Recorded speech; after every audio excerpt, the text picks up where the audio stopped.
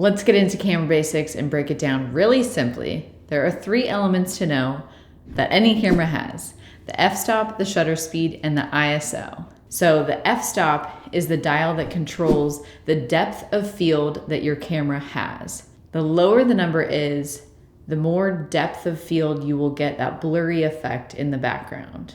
Each lens has a special f-stop that's unique to it. So when I rotate the dial, you'll see it becoming darker and more of the background becoming in focus. But as you see the f-stop decreasing down, you'll see the flowers come into focus more and the background become more blurry.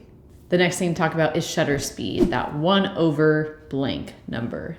This is the motion that your camera is capturing.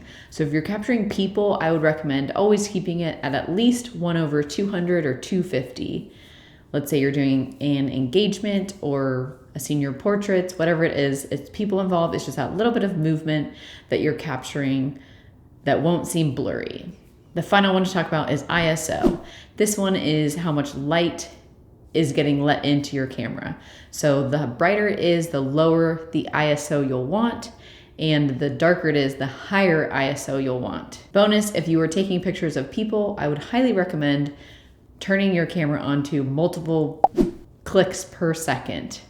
That way, if it's someone getting on their knee or someone spinning around or someone doing a quick little motion, you can capture that speed without it being too blurry. This was Camera Basics, as short as possible. If this was helpful to you, please give it a like.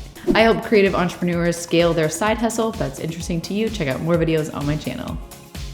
If you want to learn more about photo editing, I've made a playlist solely dedicated for photographers. Catch you later, you photographers. You get out there, you go, you do. You're gonna do something great.